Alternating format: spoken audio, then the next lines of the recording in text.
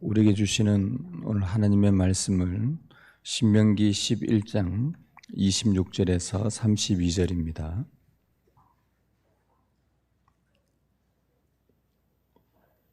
구약 성경 신명기 11장 26절에서 32절 말씀까지 우리 한 절씩 교독하도록 하겠습니다.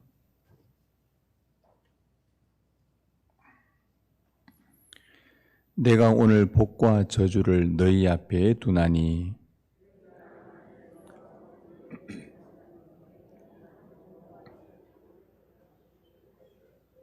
너희가 만일 내가 오늘 너희에게 명령하는 도에서 돌이켜 떠나 너희의 하나님 여호와의 명령을 듣지 아니하고 본래 알지 못하던 다른 신들을 따르면 저주를 받으리라.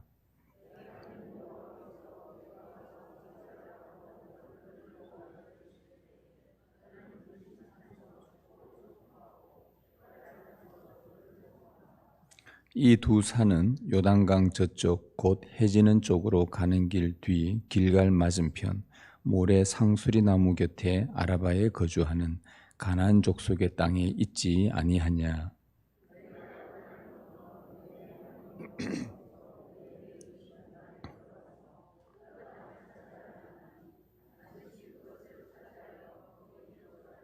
같이 읽습니다. 내가 오늘 너희 앞에 베푸는 모든 규례와 법도를 너희는 지켜 행할지니라. 아멘. 하나님 아버지, 이 시간 봉독한 하나님의 말씀으로 우리에게 친히 말씀하여 주시기를 원합니다. 주 성령께서 이 시간 우리 가운데 오셔서 우리의 어두운 눈을 밝혀주시고 우리의 마음을 열고 귀를 열어 주님의 말씀을 들을 수 있도록 귀 있는 자는 성령이 교회들에게 하시는 말씀을 들을 수 있도록 이 시간 성령으로 빛을 비추사 은혜 내려 주옵소서. 이제 우리가 주님의 말씀을 듣겠나이다. 주님 우리에게 말씀하여 주옵소서. 우리 주 예수 그리스도의 이름으로 기도드리옵나이다. 아멘. 네, 지난 주간 우리는 신명기의 말씀을 통독했습니다. 성경 통독 잘하고 계십니까? 네, 교회가 한 해 동안 하나님께서 주신 마음을 가지고 함께 리딩지에서 성경 통독을 하자라고 할 때에 하나님께서 그렇게 말씀하시고 우리에게 마음을 주실 때에 그렇게 순종을 하면 정말 하나님께서 우리 삶에 어떻게 역사하시는지 우리는 경험하게 될 것입니다. 그분의 말씀에 순종하기 때문에 그렇습니다. 우리 지난 주간에 우리가 신명기 말씀을 통독을 했습니다. 저를 비롯한 어른 세대가 하나님께 참 믿음의 고백과 그 믿음에 따른 순종의 삶을 살아내는 것이 다음 세대에 얼마나 큰 영향을 미치는지 깨닫는 시간이었습니다. 신명기를 읽으면서 영적 부담도 책임도 많이 느껴져서 기도할 수밖에 없었습니다. 이 신명기라는 이 우리 성경 제목 신자라는 이 신이 거듭난다, 거듭말하다, 또 되풀이하다라는 그 신자입니다. 그래서 이 신명기는 거듭 말씀한 계명들을 기록한 책이라는 그런 제목을 갖고 있습니다. 신명기의 히브리어 성경 제목도 말씀들입니다. 말씀들. 말씀을 거듭 선포하지 않으면, 되풀이해서 말씀하지 않으면 우리는 금방 하나님에게서 멀어지기 때문에 참 이 제목이 적합하다라는 그런 생각을 하게 됩니다. 우리가 알듯이 출애굽 1세대들은 율법과 계명을 받았지만 의심하고 원망하고 또 불평의 그 불신앙으로 약속의 땅에 들어가지 못했다는 것을 우리는 잘 알고 있습니다. 모세는 참 침통했습니다. 어떻게 인도해낸 백성인데 이렇게 무너질 수 있는가? 마음이 너무 괴롭고 슬펐습니다. 그래도 하나님은 광야에서 태어난 그 2세대들에게 약속의 땅에 들어갈 수 있도록, 아비 세대는 멸망했지만 그 자녀 세대는 그 약속의 땅에 들어갈 수 있도록 은혜의 길을 열어주셨습니다. 그래서 모세는 약속의 땅 입성을 앞둔 그 2세대들에게 하나님의 율법과 계명들을 거듭 설교할 필요가 있었습니다. 그 설교한 내용이 바로 신명기입니다. 굳이 신명기를 요약하자면, 한 문장으로 요약하자면, 너희 아비 세대처럼 불순종하지 말고 참 믿음의 길을 선택하라 라는 그렇게 권면이라 말할 수 있습니다. 하나님께서 자기 백성에게 거듭 율법을 주시면서 말씀하신 이유가 무엇이겠습니까? 그래서 그들을 사랑해서입니다. 율법을 통해서 하나님을 아는 지식이 더 자라게 되고, 율법 말씀을 읽으면서 그분의 뜻에 순종하는 법을 또 배우게 되고, 그분과의 교제의 즐거움에 동참하는, 그래서 하나님께 영광을 돌리는 성숙한 백성이 되도록 사랑의 율법을 우리에게 거듭 되풀이해서 말씀을 하고 계시는 것입니다. 이런 방식으로 우리의 구원이 점점 완성되어 가는 것이죠. 여러분, 구약의 노래라고 할 수 있는 시편도 이렇게 시작을 합니다. 복 있는 사람은 여호와의 율법을 즐거워하여 주야로 묵상하는 자로다. 거듭 선포되는 말씀을 즐거워하고 자주 묵상하면서 믿음으로 사는 것이 성경에서 말하는 복입니다. 하나님께서 말씀하신 진짜 복이 바로 이 복이란 말이죠. 따라서 율법은 우리를 옥죄는 사슬이 아니라 하나님을 깊이 알아가는 사랑의 도구입니다. 하나님은 이 신명기를 통해서 하나님의 백성 앞에는 두 길이 있다고 말씀하십니다. 오늘 읽었던 말씀 26절에 보면 내가 오늘 복과 저주를 너희 앞에 두나니, 하나님은 자기 백성들 앞에 이 복과 저주라는 두 길을 두셨습니다. 어떻게 하면 복이고 어떻게 하면 저주인지 설명까지 해줍니다. 27절 28절에 너희가 만일 내가 오늘 너희에게 명하는 너희의 하나님 여호와의 명령을 들으면 복이 될 것이요, 너희가 만일 내가 오늘 너희에게 명령하는 도에서 돌이켜 떠나 너희의 하나님 여호와의 명령을 듣지 아니하고 본래 알지 못하던 다른 신들을 따르면 저주를 받으리라. 복에 대해서는 간단하게 설명하고 저주에 대해서는 좀 더 길게 설명을 하지요. 왜 그럴까요? 저주의 길을 많이 선택하기 때문에 그렇습니다. 이 말씀에 따르면 하나님의 명령을 들으면 복을 받게 되고, 명령을 듣고도 돌이켜 떠나 다른 신들을 따르면 저주를 받는다고 말씀을 합니다. 하나님의 명령을 듣고 따르는가 아니면 듣고 따르지 않는가에 따라 각각 복과 저주가 주어집니다. 여러분, 이 땅을 살아가면서 많은 세상 사람과 어울려 살게 될 것인데, 그들이 말하는 복과 저주를 따라가다가는 여러분의 인생이 어디로 나아갈지 모릅니다. 세상 사람들과 함께 어울려 살아도 우리 마음속의 절대적 기준은 하나님께서 말씀하신 복과 저주가 모든 인류의 절대 기준입니다. 하나님의 명령을 따를 것인가, 아니면 하나님 명령에서 떠나 듣지 않고 다른 신들을 쫓아 살아갈 것인가, 이것이 복과 저주의 기준이라는 말씀입니다. 모세에게 이 말을 계속해서 듣고 있는 그 광야에서 태어난 출애굽 2세대들은 약속의 땅에 들어가지 못하고 광야에서 죽은 아버지 세대를 자기들의 눈으로 직접 목격을 했습니다. 분명히 하나님께서 아버지 세대에게 약속의 땅에 들어가게 해주겠다고 약속을 하셨는데, 그 약속을 믿지 못하고 듣지 않고 불순종하여서 그 세대가 광야에서 죽은 것을 이 세대들이 눈으로 직접 보았습니다. 모세가 그 이유를 설명을 해줍니다. 명령을 듣고도 돌이켜 하나님 외에 다른 것을 따른 결과였다라는 모세의 설교를 그 2세대들이, 자녀 세대들이 듣고 있는 것입니다. 그 아비 세대는 복과 저주라는 두 길에서 저주의 길을 걸어갔던 것입니다. 따라서 저주라는 것은 다른 것이 아니라 저 사람 저주받았다, 저 사람 복받았다, 저 사람이 영 상태가 안 좋다. 정신 이상자 같다. 저 사람 벌 받았다. 저주 받았다. 여러분, 저주 받았다는 것은 다름이 아니라 하나님의 말씀이 선포되는 그 자리에 앉아 있어도 말씀과 별개의 삶을 사는 그 자체가 저주인 것입니다. 하나님께서 말씀하신 이 맥락에서 본다면 저주는 명령을 듣지 않고 다른 신을 쫓아간 것이라고 했기 때문에 말씀을 듣는 광야 1세대 사람들이 말씀을 다 들었습니다.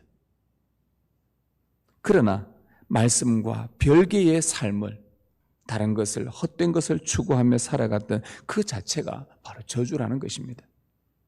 이런 삶은 다른 신을 따르는 우상 숭배로 점점 진행이 됩니다. 결국 양심이 더러워집니다. 더 심각하게는 그 양심이 화인을 맞습니다. 아무리 말해도 듣지 않는 화인 맞은 상태가 됩니다. 여러분, 성도는 말씀과 기도로 거룩해진다고 했는데 말씀과 별개의 삶은 거룩과 먼 것이요, 성도에게 거룩과 먼 삶은 그 자체가 저주인 것입니다. 예수님의 씨 뿌리는 비유에서 여러분 잘 알듯이 예수님께서 그곳에서 이렇게 말씀하셨습니다. 길가와 돌밭과 가시덤불, 좋은 땅에 심겨진 하나님의 말씀이 있다. 그런데 그 네 가지 밭의 공통점은 모두 다 말씀을 들었다는 것입니다. 예수님의 설명입니다. 들어보십시오. 길가는 말씀을 들었으나 마귀에게 말씀을 빼앗긴 자를 말합니다. 말씀을 귀하게 여기지 않는 삶이었죠. 그리고 돌밭은 말씀을 듣고 은혜를 받아 기뻐했지만 시련 때문에 말씀을 배반한 자라고 말합니다. 시련을 이기지 못하고 받은 은혜를 날려버린 삶입니다. 가시덤불은 말씀을 듣고 잘 지내는 중 세상의 염려와 재물과 쾌락 때문에 말씀을 버린 자를 말합니다. 신앙생활 하는 것처럼 보여도 세상의 것에 현혹되어 말씀을 버린 삶을 이야기합니다. 여러분, 이 위에 세 가지 공통점이 뭡니까? 모두 말씀을 들었습니다.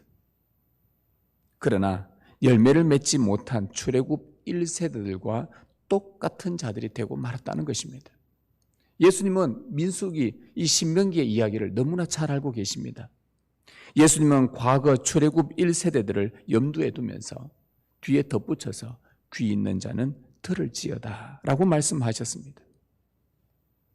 이 귀가 아닌 하나님의 말씀을 듣고 순종할 수 있는 바로 그 귀,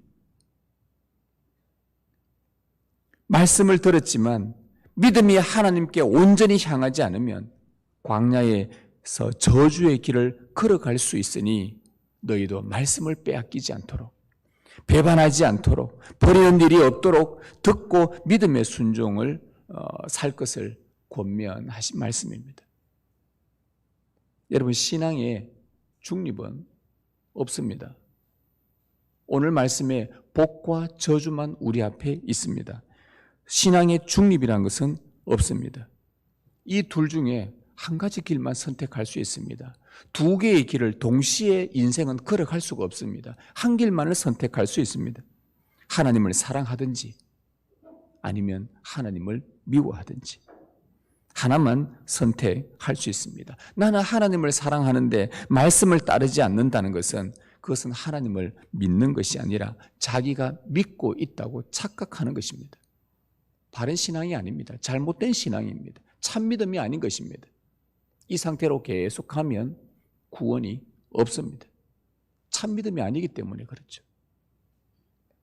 인생은 두 길로 갈 수 없고 오직 한 길만을 선택하여 가야 합니다. 광야 같은 세상을 지나는 동안 우리 앞에 복과 저주라는 두 길이 항상 놓여 있다는 것을 기억하십시오.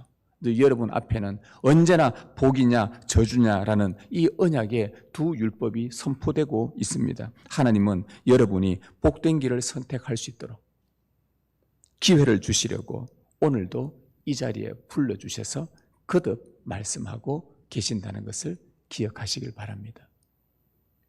이제 모세는 이 2세대들에게 이 이야기를 쭉 하면서 너희가 약속의 땅에 들어가면 이제 말로만 그치지 않고 모든 백성이 보는 앞에서 복과 저주를 선포하는 의식을 거행하라고 명령합니다.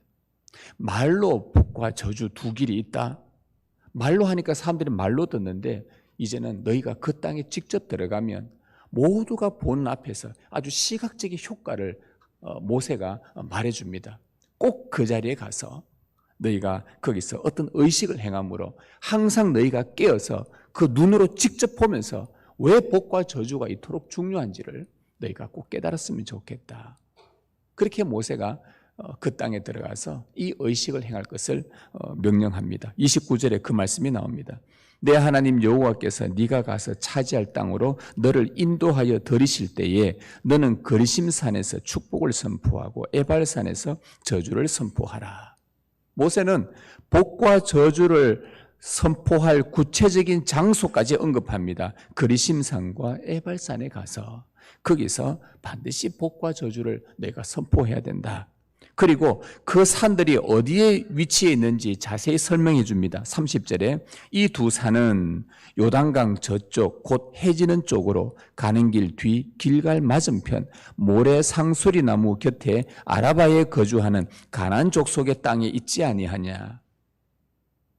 모세가 구체적인 장소 또 설명까지 해줍니다. 그리심산과 에발산은 가나안 땅, 요단을 건너가면 그 가나안 땅에 모레라는 지역에 상수리 나무가 있는데 그곳에 가면 좌우에 그리심산과 에발산이 서로 마주보고 있을 것이다.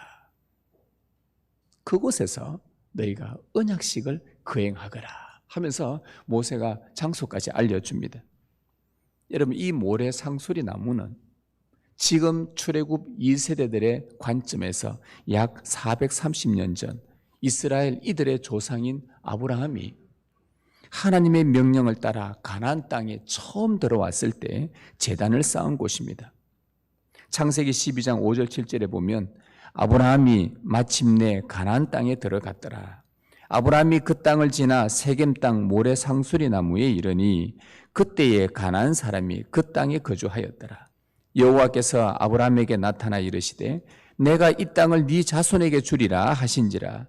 자기에게 나타나신 여호와께 그가 그곳에서 제단을 쌓고, 이 출애굽 2세대들의 조상이었던 아브라함이 첫 제단을 쌓았던 곳이 세겜 땅 상수리 나무였습니다.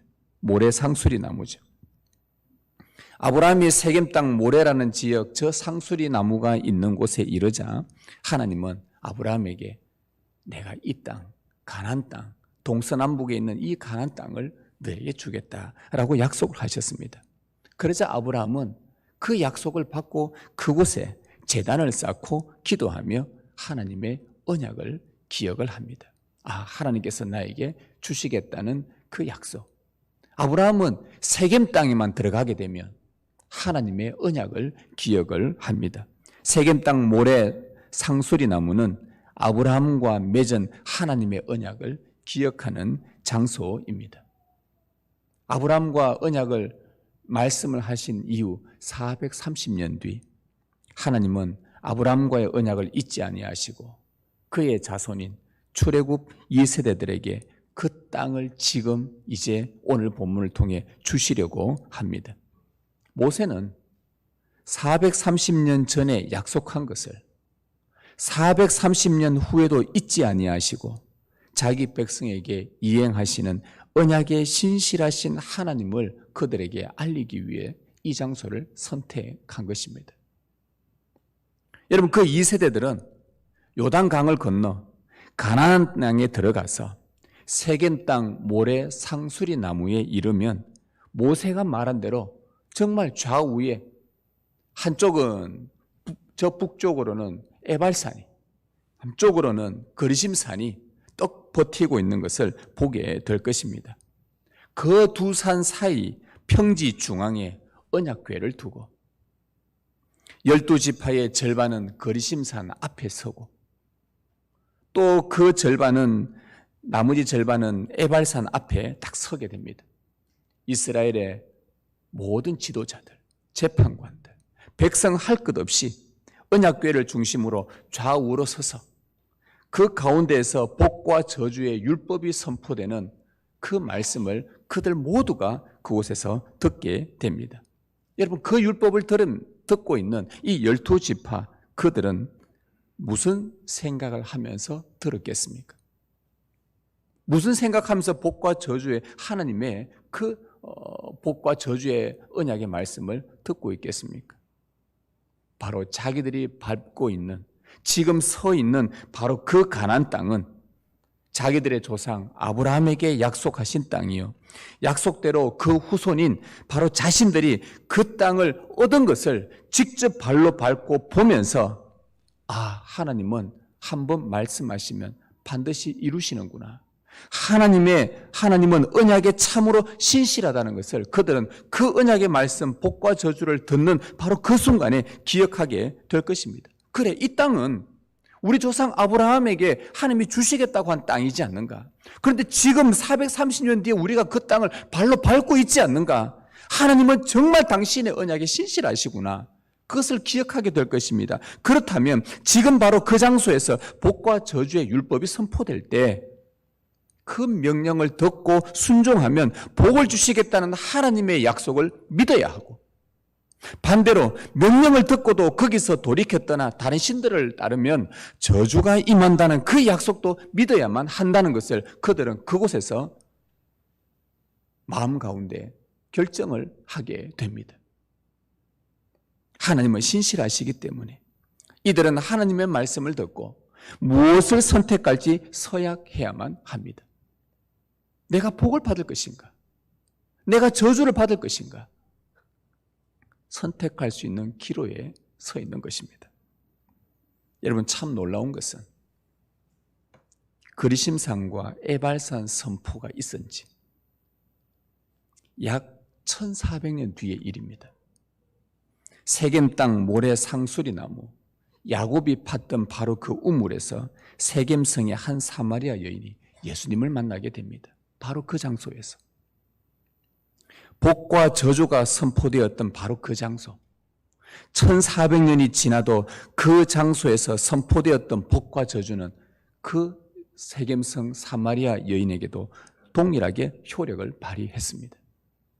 예수님은 그 사마리아 여인에게 생명의 근원이요 복음이신 자신을 선포하셨습니다. 1400년 전 바로 그 자리에서 복과 저주를 선포하며 너희가 선택하라고 말씀하신 바로 그 하나님의 말씀, 1400년 뒤 바로 그 장소에서 내가 그리스도니라, 내가 너에게 생명을 주기 위해 이 땅에 온 그리스도니라 라고 그렇게 복을 선포하신 그 예수님, 동일한 복이 선포되었고, 내가 그리스도인데 그 그리스도를 믿고 순종하고 따르면 영생이지만 그렇지 않으면 영원한 멸망 가운데 거하게 될 것이다. 그 여인은 그 복된 선포의 말씀을 듣고 곧장 예수님의 말씀을 따르며 순종을 합니다. 1400년 전에 선포된 하나님의 복, 1400년 후에 선포된 예수님의 복, 그 여인은 예수님의 말씀을 듣고 순종하기로 자신의 생의 전부를 예수님께 드리기로 서약합니다. 그리고 그 여인은 영원한 복을 받았습니다.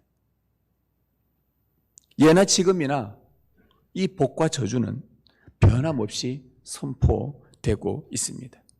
과거 이스라엘 백성들이 잊지 않아야 할 바로 그곳, 복과 저주의 언약이 선포되었던 그리심산과 에발산이었다고 한다면, 그곳을 잊지 않고 하나님의 언약을 기억하는 장소였다고 한다면, 오늘 구원받은 주의 자녀인 우리가 잊지 않고 기억해야 할 복과 저주의 언약이 선포되는 바로 그 장소는 이 자리, 교회입니다.